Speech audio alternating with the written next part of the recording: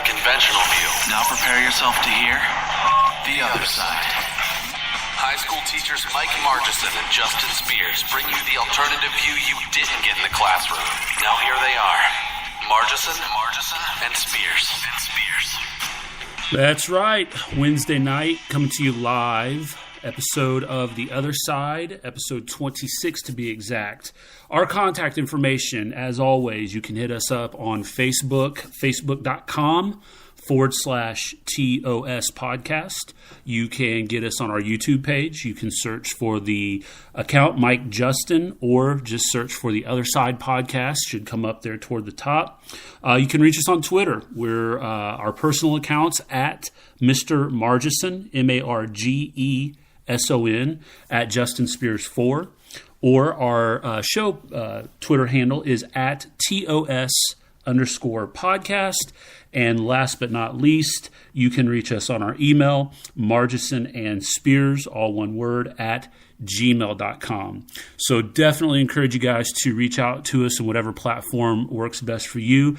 We have a major announcement for us. We're very, very excited about this opportunity. It's something that we've been teasing here for the last couple of days. We finalized in a meeting this morning a negotiation with 92.1 WCVL 1550 AM out of Crawfordsville to host the Other Side podcast on Saturday mornings at 8 a.m. So again, that's 92.1 FM, 1550 AM out of Crawfordsville. So if you're in West Central Indiana and you can pick up that frequency, you can now catch The Other Side at 8 a.m. on Saturday starting February the 17th. February 17th, we will be on there. And boy, we are really, really excited about that. It's just another avenue for us to be able to reach a different audience. We love the work that we do online, but we are really looking forward to that. I know we've been looking forward to dropping that announcement there for a while. So, Mike, that has to feel good. How are you doing this evening?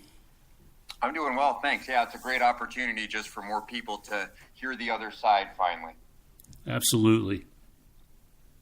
All right, well, let's jump right into it. If you're ready, we're going to talk about Abraham Lincoln today, and this is in advance of not only Lincoln's birthday, but President's Day, which is coming up pretty soon, which we're all going to celebrate. And you know what? Abraham Lincoln fascinates me because he is obviously one of the most revered figures in American history. And this is a person where it doesn't really matter who you were in school, whether you were top of the class valedictorian or absolute bottom of the class dropout, you know something about Abraham Lincoln. And the interesting thing is that narrative probably doesn't vary all that much. What people tend to learn about Abraham Lincoln in school is straightforward. It resonates with everybody. But what we intend to tell you today on the other side is that there is an entire other side of Lincoln, which has gone largely untaught. And Lincoln comes across really to most Americans as this mythical figure. You know, there's almost this folklore surrounding him where he is infallible, godlike.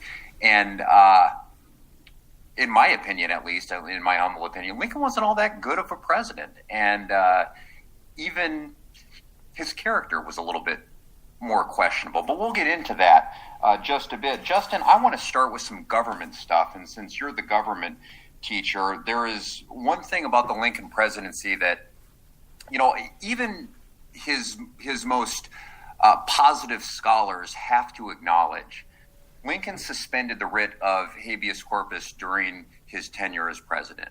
Now, for people who may have heard that but aren't exactly sure what that means, what is that and why is that so important?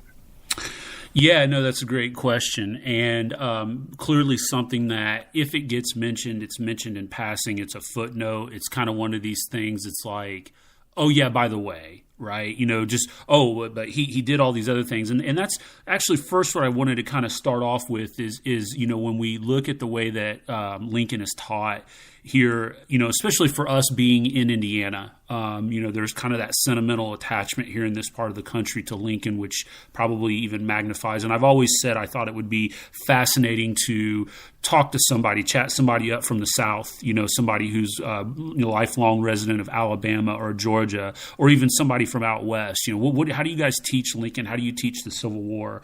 But I think most people probably say that original mindset that you were talking about comes from the idea that the ends justify the means.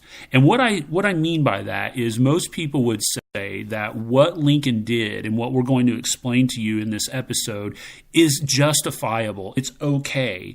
Because at the end of the day, what was it that he was going after? He was going after emancipating slavery, abolishing slavery, and just really bringing about this moral change that had to happen, and it was only going to happen the way that Lincoln led the campaign in the Civil War. And so I guess the biggest issue that I have from a political, philosophical, whatever you want to call it, ideological standpoint with that is those who take that stance to say the ends justify the means. They're saying that whatever it takes to get this done, we can justify it. Your position is very, very shaky and inconsistent. You're okay with it so long as you can justify or approve of the goal. And some things are very easy to do that with, right? But some are not. And that's the whole point here, is that where do you draw that artificial line in the sand? If you say it's okay for the president to skirt around the Constitution or even outright violate the Constitution because, hey, we're talking about the abolition of slavery after all, okay, I'm with you on that. But what about in other situations where it might not be so clear cut? And then, the further issue then is who gets to decide that. I mean, again, when you're looking at very obvious situations, okay, we can all, pretty much agree to this. Although I think there even probably is some wiggle room in here but wasn't slavery dying a natural death already?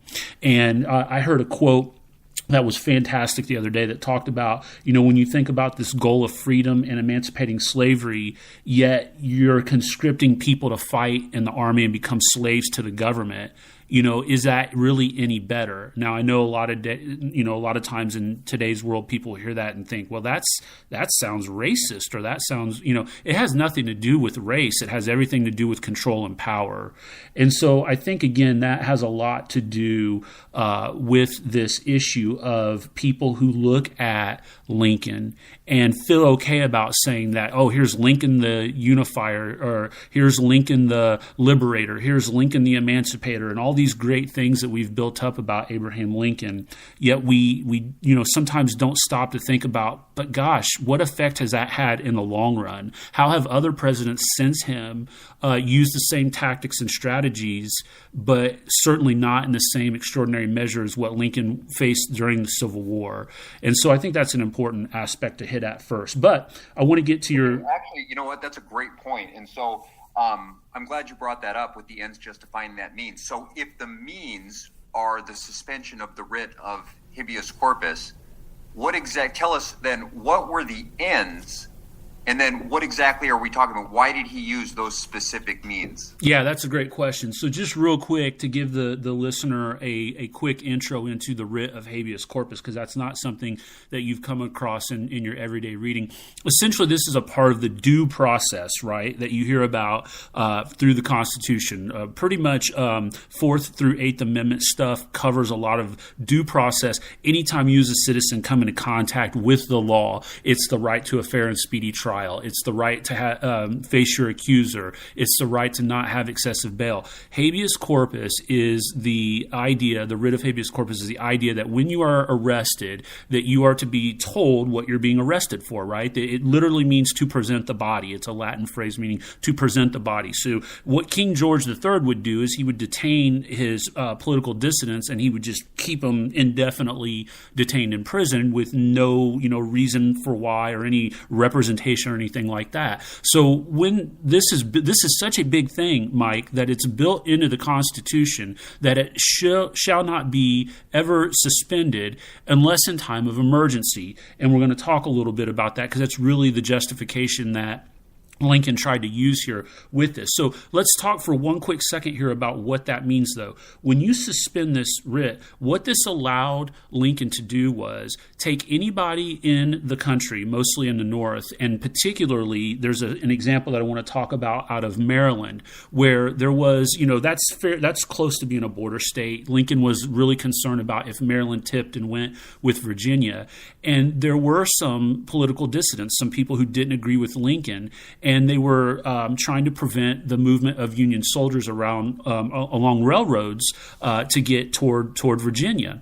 And so what Lincoln ends up doing is he instructs his Union generals to go around and round these people up and put them into jail indefinitely, without being told what they've been arrested for or seeing a judge or being bailed out or anything along those lines. They're just indefinitely detained. He has suspended the writ of habeas corpus. So any rights that they have under our legal system are just abandoned. Correct. Right. And that becomes a huge issue because, again, this is something that is constitutionally protected. The government, I got into an argument with a guy. I don't want to get too sidetracked on this. I got into an argument the other day with a guy on this when I posted something that said there are no such thing as constitutional rights. There's constitutional protections of your natural rights. So when the government steps in and decides that they're going to detain you indefinitely without telling you why or giving you any kind of due process, they are violating your natural right. The government has not afforded you this right. They are supposed to protect it. That's why that writ of habeas corpus shall not ever be suspended.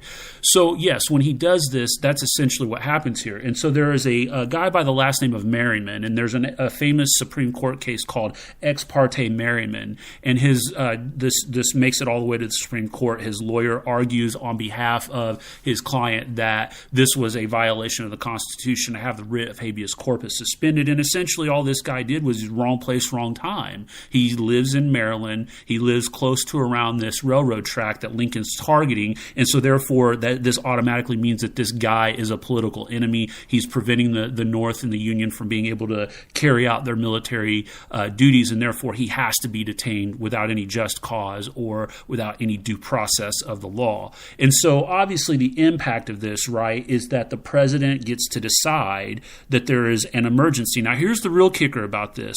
The writ of habeas corpus guarantee in the Constitution, if I'm not mistaken, I'm almost positive of this, is listed in Article 1 of the Constitution. Now, Mike, do you know what branch of our government is addressed in Article 1? Article 1, congressional. Yes, congressional. So the argument by Merriman, his lawyer, was that if the writ of habeas corpus were to be suspended, it would be a Congress decision, not an executive decision. Otherwise, this would be contained in Article 2, which covers the executive. So the idea that this is put into Article 1, the side for Merriman argued this should be Congress that is making this decision, not giving unilateral control to the president, who, even though he's commander-in-chief, we don't want him to have the authority to be able to do this. So that was an important part to this story as well. And so as you can imagine, right, any person who may be looked at as a potential deserter or somebody not fully on board with Lincoln and his administration and the Union Army, waving the red, white, and blue, certainly could have been viewed as a political dissident and obviously treated the same way. Just real quick, are there going to be any more pop quizzes? Because you kind of caught me by surprise. Oh, man, sorry. I didn't mean to put you on the spot there. Okay, that seems like an incredibly major issue. Like, this seems like it would be forefront and center of topics covered when covering the Lincoln presidency, whether in government or in United States history. But like you said, it's just a passing side note. I mean, that is major, that a president by himself is acting like a king and just saying, yes, you can detain people without, charging them, detain them indefinitely. I mean, this is what you see in third-rate banana republics. Right, and the fact that it's just not even questioned. It's just like, oh, but it was the Civil War. What did you expect? Almost kind of like, this is standard operating procedure, pal. Like, why are you even questioning this or even like trying to make this, you're making it into a bigger deal than it really is, but it's not, because not only is it a clear-cut violation of the Constitution, but it sets a precedent, right? That's the thing that most people fail to look at is moving forward, what other precedent does this set in terms of now future presidents looking at this and going, well, he was able to justify it in this case. I'm going to call this an emergency. And, we could talk about 9/11. We could talk about Pearl Harbor. We could talk about other instances in our nation's history where a president could make a claim or justification that there is an emergency, and they could choose to suspend the writ of habeas corpus, and it would be very difficult to be able to argue that because the precedent has been set. Great point. I want to shift gears really quickly. Well, I guess it's not too much of a shift of gears because we're still talking about constitutional violations. But I want to stick on this government issue. Lincoln wasn't. We hear about this a lot today, that Trump is the enemy of a free press. But really what that amounts to is Trump kind of barking back at his critics in a way that, Obama didn't have any critics in the press, but like George W. Bush, he kind of just rolled over and took it.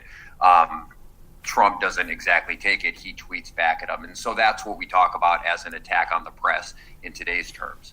But there really was an attack on the press during the Civil War, wasn't there?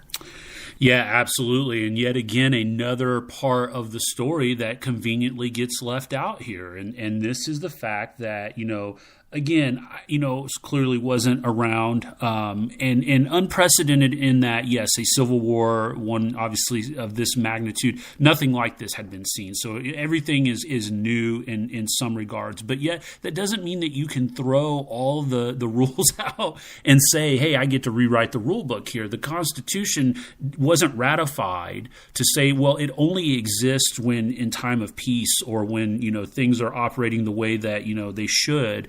That doesn't just give you the unilateral control to be able to just go, haphazardly in here and start violating the Constitution at will.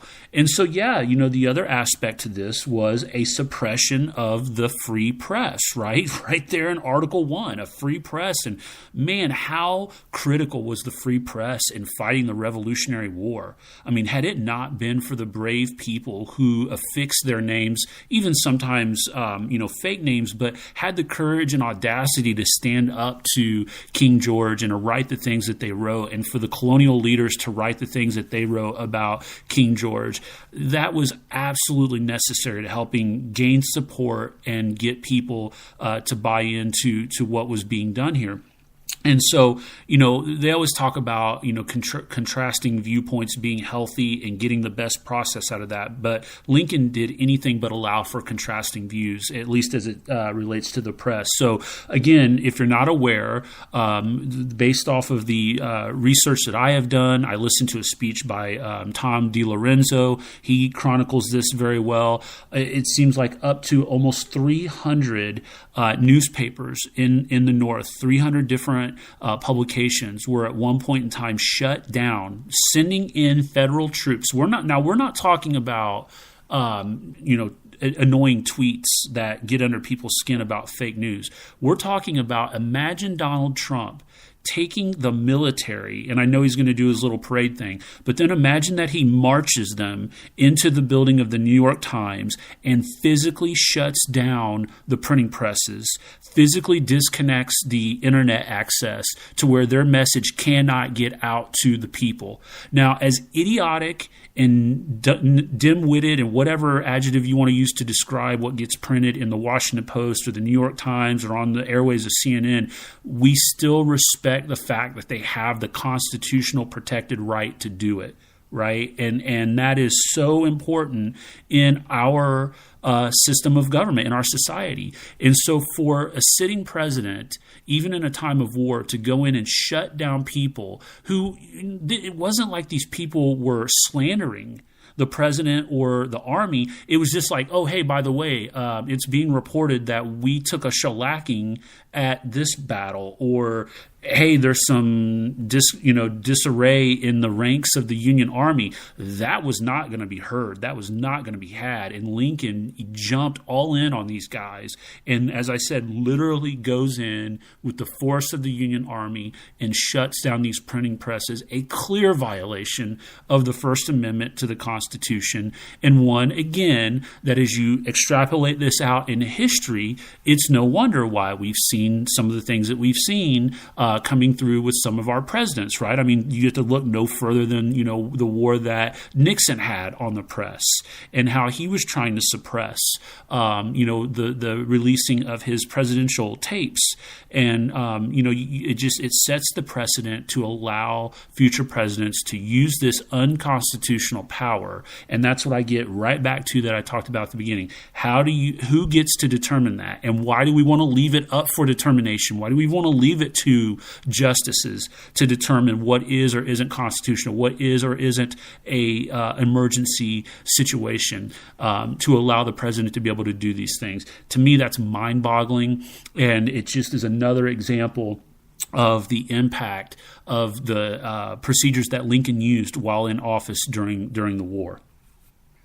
Just that by itself, it sheds an entirely different light on Abraham Lincoln. I mean, those are only two instances, but if you knew that and nothing else, I mean, it would just make you look at him another way. This is one of the reasons that we want to do this podcast, because I think that's an important message to get out.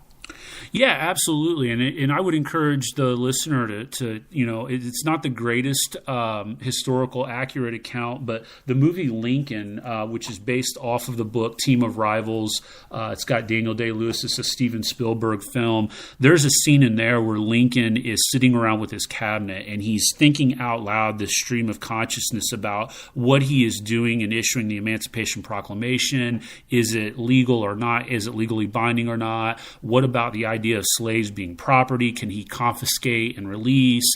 Are the southern states a belligerent nation? Are they just in rebellion? Are the laws of the country? I mean, he's literally just kind of like throwing up all of this stuff. And so there's all of these different aspects to this that are going on in Lincoln's mind as he's trying to figure out if what he is doing is constitutional or not. And to be quite honest with you, beyond all this, I think the most egregious thing is that when Roger Taney issues a statement in relation to the suspending of the writ of habeas corpus, he basically thumbs his nose at the Supreme Court and says, you can issue any decision you want, but you can't do anything about enforcing it because that's the executive branch's decision.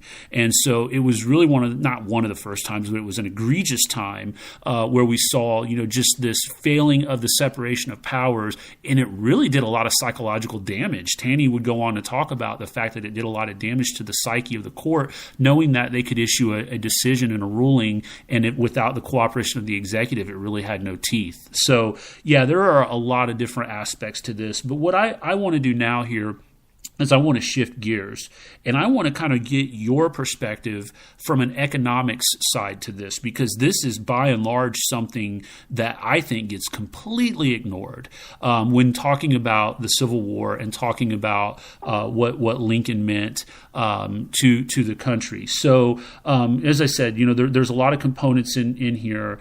This economic one, talk to us for a second. Chat us up on what the role of economics was during the initial outbreak of the war. Okay. Well, this is going to be kind of a case of just follow the money.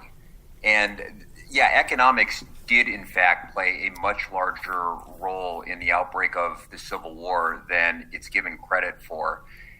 So what we need to do is we need to look at how the federal government was getting its revenue in 1860. And at this time, about 90%, the vast majority of the federal revenues came in through tariffs. So tariffs on imported goods, where the government will collect, a few extra pennies of revenue on goods that were brought in from elsewhere around the world. And the southern port in New Orleans, that brought in about 75% of traded goods into the United States. So about 75% of that 90% of the federal revenue came through the port of New Orleans in the South. Now, just think about this for a second.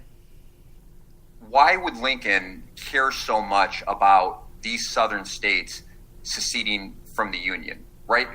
Just separate the economics from it for a second. You have South Carolina, Alabama, Mississippi, Louisiana, whatever, Tennessee, these nations that do not want to be part of this union anymore. It would make sense that they would say, okay, break off, good luck on your own with your slave labor society. It's not, you have no long-term prospects. It's not going to work.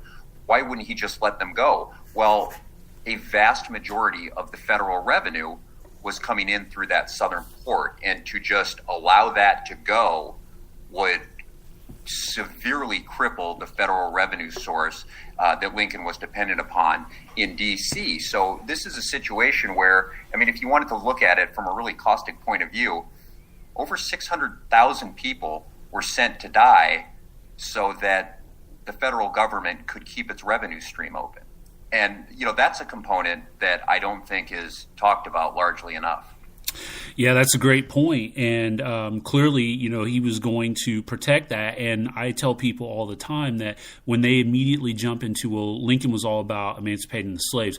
If you read Lincoln's early writing, and if you even read going back to the Lincoln-Douglas debates, he has some comments on the role of slavery, and it is not as severely worded as it is once you get toward the end of the Civil War, and obviously with the passage of the 13th Amendment and whatnot. That would absolutely make sense. So here's my follow-up question then. Justin, let me follow up on that, because I think that's an important point. Here we are in his debate with Stephen Douglas in 1858. These are Lincoln's words. I will say that I am not, nor have ever been, in favor of bringing about in any way the social and political equality of the white and black races.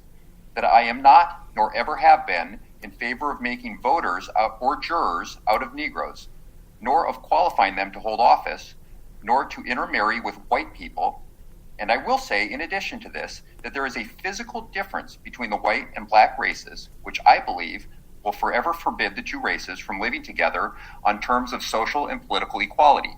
And inasmuch as they cannot so live, while they do remain together, there must be the position of superior and inferior. And I, as much as any other man, am in favor of having the superior position assigned to the white race. That could not be made up. That was Abraham Lincoln, 1858, less than 2 years before he became president. Wow. Yeah, but yet what you'll hear is 7 years ago, our forefather, and that's the golden rule. That's Lincoln in a nutshell. Right, absolutely. So knowing that, all right, along with what you just mentioned here, why not just forfeit the lost revenue, make it up elsewhere? Why did 750,000 people have to die in order for this vision that Lincoln has to come to fruition? Okay, the easiest way for me to answer that is to tell you that Lincoln was a big government liberal, as we know it in today's terms. All right, Abraham Lincoln, in an economic sense, was heavily dependent upon federal revenues. He wanted to use them so that the federal government could be an instrument of, they called it internal improvements, but he wanted the federal government to control various industries within the economy rather than leave them up to the free market. So, look, Lincoln's vision for the economy was really no different than Barack Obama or Hillary Clinton, or honestly, really even Bernie Sanders' vision for the economy today. They felt that the federal government needed to play a influential role in driving, different industries. And so, forfeiting revenue, to answer your question, it really just wasn't an option. That revenue